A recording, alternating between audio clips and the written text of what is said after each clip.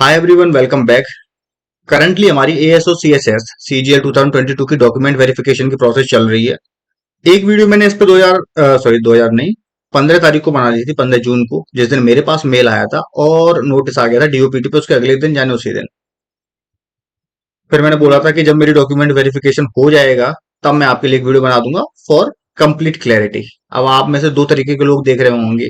एक जो future aspirants हैं, जो तैयारी करेंगे एसएससी की, उन्हें बस थोड़ी नॉलेज चाहिए कि भाई हमारे डॉक्यूमेंट्स में अगर थोड़ा कोई नाम चेंज है, पिता का, माँ का, या हमारा खुद कोई दिक्कत हो गई है नाम में या किसी और चीज में, तो उससे कैसे डील कर सकते हैं गैप से। मैं उसे बहुत डिटेल में कवर नहीं करूंगा क्योंकि मैं बहुत सारे डाउट क्लियर जो कमेंट्स में कर देता हूँ, आप वहां पूछ लेना, वहां कर दूंगा।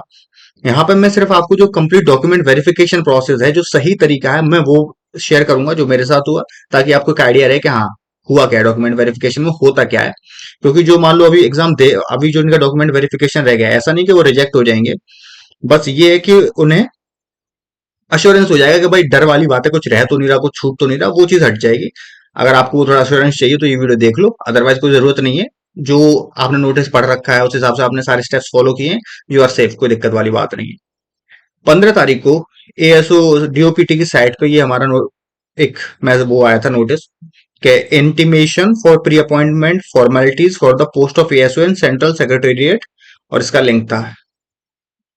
इसमें आपका ये call letter for DV and pre appointment, जो मैं भी खोल के बैठा था, ये आया था। इसमें उन्होंने बताया था कौन कौन बच्चे हैं जिनका होने वाला है। यहाँ पे इन पेजेस में नाम दिए थे सबके, रोल नंबर के साथ, रैंक के साथ, क्या डेट है, डीबी की डेट, उनकी date of birth, DV slot और टाइमिंग, ये सब दे रखा था। उसके अलावा क्या डॉक्यूमेंट्स लाने हैं, कहाँ जाना है, एड्रेस दे रखा था कहाँ जाना है। लोक कल्याण मार्ग, आपका खान मार्केट मेट्रो स्टेशन के पास, वहां जाना था। ठीक। उसके अलावा जो आपका ऑनलाइन फॉर्म था, अटेस्टेशन फॉर्म था, विलिंगनेस फॉर्म था, आपका मेडिकल सर्टिफिकेट जो अपलोड करना था, और पुलिस वेरिफिकेशन। अगर आप दिल्ली के रेजिडेंट हो तो, मैं दिल्ली का रेजिडेंट नहीं हूं, मेरा पुलिस वेरिफिकेशन नहीं हुआ। बाद में अगर कोई प्रोसेस होती है उसके regarding, I let you know, otherwise अभी तक तो नहीं हुआ है क्योंकि मैं दिल्ली का निवासी नहीं हूं। मैंने ऑनलाइन फॉर्म भर दी, विलिंगनेस फॉर्म भर दिया, उसके बाद अटेस्टेशन फॉर्म भर दिया। उसमें जो भी मुझसे पूछा गया उसके रिगार्डिंग कोई डाउट है कि इसमें ये क्या भरना है, वो क्या भरना है, आप स्पेशली कमेंट्स में पूछ लेना, नहीं तो मेरे टेलीग्राम चैनल पे पूछ लेना, I let you know that. यहाँ पे मैं मोटी मोटी चीजें कवर कर रहा हूँ कि एक बेसिक प्रोसेस जिसके पास सब तैयार है उसे क्या लेके जाना है। ऑनलाइन फॉर्म भरने के बाद मैंने अपना मेडिकल सर्टिफिकेट अपने होम टाउन से बनवा लिया था, सीएमओ से साइन करा लिए थे, DMO CMO, district medical officer, something like that, तो उससे करा लिए थे मैंने। और सील वगैरह सब कुछ एक दिन में ही हो गया था। ये एक्चुअल में लेट हो गया था अपने मेडिकल के लिए, मैंने बहुत टाइम तक नोटिस ही नहीं देखा। मैं चेक करता रहा सीजीएलई की साइट पे और नोटिस आया था डीओपीटी की साइट पे। पहले दिन मैंने डीओपीटी की साइट पे चेक किया, फिर मैं अगले दिन से भूल गया, थोड़ा लापरवाह किस्म का इंसान हूँ। मैं अगले दिन भूल गया, फिर मैं सिर्फ डीओपीटी की साइट पे चेक कर रहा था, सॉरी सीजीएलई की। फिर जब एक दिन फिर से मेरे पास नोटिफिकेशन आया 19 तारीख को, मुझे लगा यार प्रोसेस स्टार्ट हो गई है, अब कुछ ना कुछ तो बवाल है भाई यार, ऐसे तो नहीं है किसी के पास कुछ नहीं है अगर 19 तारीख से प्रोसेस स्टार्ट हो रही है। फिर मैंने थोड़ा और डिटेल में देखा, तब मुझे जाके नोटिस मिला। उसी दिन मैंने अपना फॉर्म भरा, उसी दिन मैंने अपना मेडिकल सर्टिफिकेट बनवाया, उसी दिन मैं दिल्ली आ गया। 21 को मेरा डॉक्यूमेंट वेरिफिकेशन था। ठीक। अब मैं किस किस चीज के साथ आया वो आपको यहाँ लिस्ट दे रखी है कि आपको क्या क्या चाहिए, उसकी बात कर लेते हैं। एक मैट्रिकुलेशन सर्टिफिकेट एंड मार्कशीट, इसमें दो जगह सर्टिफिकेट लिखा है, मैट्रिकुलेशन सर्टिफिकेट एंड मार्कशीट और फिर senior secondary diploma certificate and marksheet. तो देखो मेरे पास सीनियर सेकेंडरी की मार्कशीट थी, वो मैं ले गया 12th क्लास की। मैट्रिकुलेशन की जो मार्कशीट थी वो थी वो बड़ा सा जो सीबीएसई देती है तुम्हें पर्चा। और सर्टिफिकेट 10th का तो शायद आई थिंक वही कंसीडर करते हैं, या फिर 11th 10th 12th का तुम दोनों मान लो, सीबीएसई से तुम्हें एक ही मिलता है if you are from Uttar Pradesh, और कहीं भी और होता हो तो मुझे पता नहीं, टू बी ऑनेस्ट। बाकी अगर तुम्हारे स्कूल से तुम्हें नहीं मिला, तुमने अपने स्कूल से जाके पूछ लिया कि भैया मेरा कोई और डॉक्यूमेंट छूट तो नहीं रहा, उन्होंने कहा नहीं छूट रहा, तो ठीक है, तुम्हें इतने की जरूरत है, तुम्हें कुछ फालतू डॉक्यूमेंट नहीं बनाना, कोई टेंशन लेने की जरूरत नहीं है। उसके अलावा ग्रेजुएशन से मार्कशीट ले गया था मैं, प्रोविजनल मैंने कुछ दिनों पहले कलेक्ट किया था, कुछ दिनों से पहले, मतलब कुछ महीनों पहले। बट मेरी डिग्री आ गई थी तो मैंने बेटर था कि मैं डिग्री कलेक्ट कर लूं। जिनकी नहीं आई है और जिनका रिजल्ट आ गया वो अपने प्रोविजनल से काम चला सकते हैं, कोई इशू नहीं है। ठीक है। उसके बाद OBC certificate. OBC certificate crucial date से पहले का था, जो कि आई थिंक यहाँ पे मेंशन कर रखी है। हाँ, अच्छा, इस फाइनेंशियल ईयर में होना चाहिए, तो मतलब इस डेट के बीच में आप, नहीं नहीं, इस डेट के बीच में नहीं, इसमें शायद क्रूशियल डेट मेंशन नहीं कर रखी है। वो पहले जो नोटिस था उसमें मेंशन कर रखी थी, या कहीं और मैं भूल गया, इसी में मुझे ढूंढनी पड़ेगी, तो मैं उस पर टाइम वेस्ट नहीं करूंगा, तुम अपने ढूंढ लेना इसमें या कहीं और है। राइट, मैं या फिर ढूंढ के कमेंट्स में डाल दूंगा, कोई दिक्कत वाली बात नहीं है। और ईडब्ल्यूएस का भी आपका दे रखा है उसी बेसिस पे, कि किससे किस डेट के बीच का आपका सर्टिफिकेट होना चाहिए।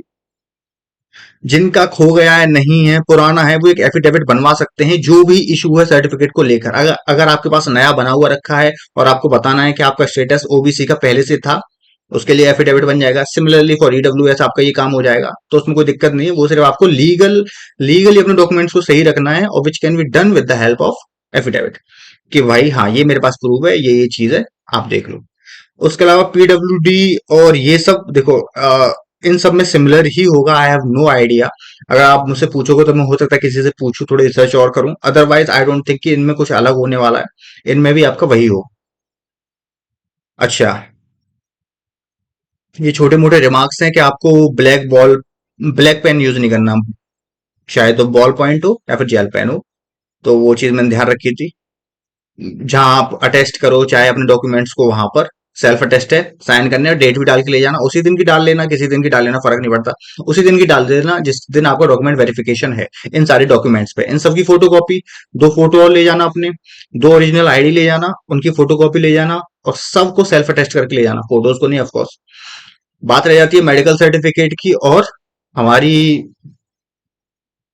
ये लिखा self attested copy, medical certificate की बात रह जाती है। वो ले जाना आपको निकाल के अपने डीएमओ से, सीएमओ से साइन करा के। ये रहा पूरा। इसमें कुछ एक्स्ट्रा ऐसा कुछ खास नहीं भरना है इनमें, सब जगह नो नो लिख सकते हो, अगर कोई दिक्कत नहीं है आपके साथ मेडिकली तो।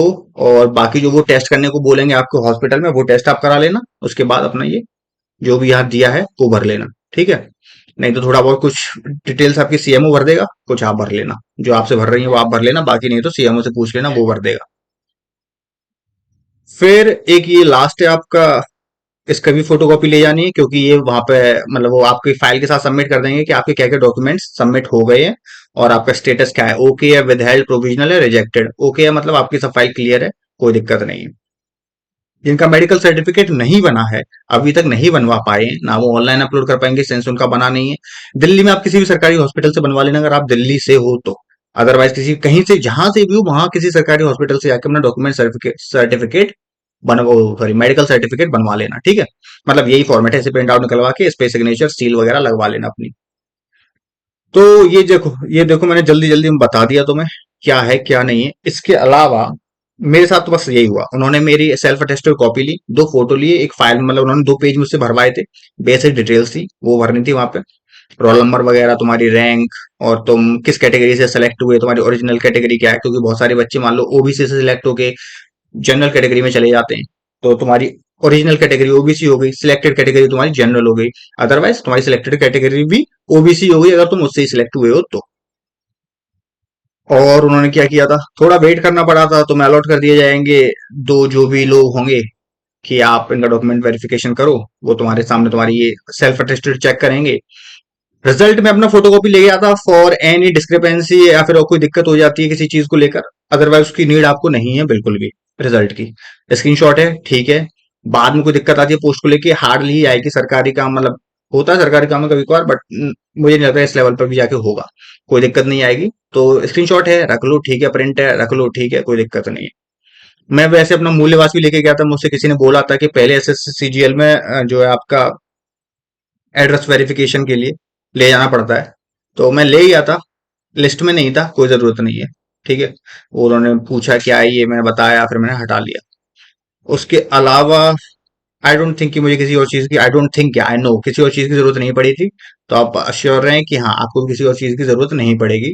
अपने टाइम पे पहुंच जाना, ताकि मिस ना हो, बस यही बोल सकता हूँ, क्योंकि मैं टाइम पे पहुंच गया था। हाँ, ऑनलाइन आपको क्या क्या भरना था, विलिंगनेस फॉर्म भरना था, अटेस्टेशन फॉर्म भरना था, उसकी डिटेल्स को लेके, किसी चीज को लेके थोड़ा डाउट हो कमेंट्स में पूछ लेना।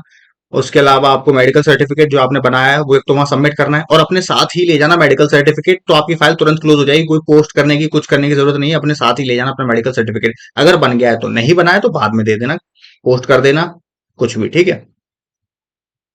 और ये हमसे हमारी लिस्ट ऑफ मिनिस्ट्रीज और डिपार्टमेंट्स भर दिए थे, मैंने अपनी प्रेफरेंसेस भर दी थी। वो शेयर करने का कोई पॉइंट नहीं है, सबकी अलग अलग प्रेफरेंसेस होती हैं, अलग अलग रिक्वायरमेंट है, अलग अलग थिंकिंग है, अलग अलग इंटरेस्ट है, ठीक।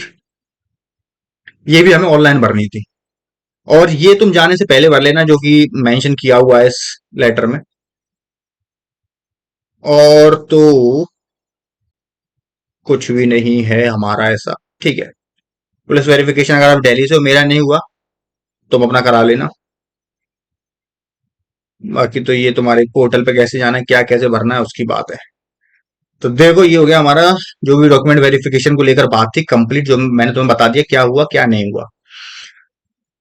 अब डरने की कोई बात नहीं है। अगर तुम्हारा बाद में कभी होना है, जैसे अगर मान लो तुम्हारे फादर का नेम चेंज है तुम्हारे 12th के सर्टिफिकेट में, 10th के में अलग है, तो कोई दिक्कत नहीं है, फादर के नेम से इतनी दिक्कत नहीं है। पर अगर चेंज करवा सकते हो कैसे भी तो करवा लो, अदरवाइज वही सिंपल एफिडेविट अपना ब्रह्मास्त्र की तरह काम करता है कि भाई पिताजी का नाम वही है जो वहां है। वैसे मुझे नहीं लगता उसमें कोई दिक्कत होने वाली, क्योंकि वो 10th की मार्कशीट के हिसाब से तुम्हारा चेक करेंगे कि तुम्हारे फादर का नाम तो वहां से भी नहीं चेक करेंगे, तुम्हारा नाम चेक करेंगे, तुम्हारी डेट ऑफ बर्थ वहां से चेक करेंगे, और मम्मी पापा का भी मोस्टली वहीं से कराएंगे। तो अपना जो भी फॉर्म भरो उसमें नाम वही रखना जो तुम्हारे 10th के सर्टिफिकेट में, ठीक है। इतना होने के बाद और तो कुछ नहीं है, ठीक। तो यही है, बस बाकी दो बातें, चंद बातें जो मुझे शेयर करनी थी, कि उन दोनों तरीके लोगों से, जो एस्पिरेंट हैं और जो सक्सेसफुल हो गए। देखो भाई, सक्सेसफुल हो गए अच्छा है, बट लाइफ को रॉ फॉर्म में जीने के लिए ना, ये मटेरियलिस्टिक सक्सेस मतलब अच्छी बात है, तुम अपनी फैमिली को फीड कर पा रहे हो, तुम अपने लिए कुछ कर पा रहे हो, बट वहां नहीं रुकना होता है। जब गौतम बुद्ध नहीं रुके तो हम इंसान है। लाइफ को रॉ फॉर्म में जीना, लड़ते रहना, परेशानी से गुजरते रहना, क्योंकि जो गुजर रहे हैं वो लाइफ को बहुत ही रॉ फॉर्म में समझ पाएंगे। वो सिर्फ मतलब मनी, घर, कपड़ा, गाड़ी, इन सब में ही नहीं सक्सेसफुल होंगे, वो उन चीजों में भी होंगे जो लाइफ में एक्चुअली मैटर करती हैं। How you deal with your relations, तुम अपने बच्चों के साथ कैसे रहते हो, तुम अपने दोस्तों के साथ कैसे रहते हो, क्योंकि इवेंचुअली तुम्हें सुकून यहीं से मिलने वाला है। तुम्हारे पास कौन सी गाड़ी है उससे फर्क नहीं पड़ेगा। तो जो सक्सेसफुल हो गए वो भी इसका ध्यान रखो, जो नहीं हुए वो भी रखो। I will see you in the next video. Bye.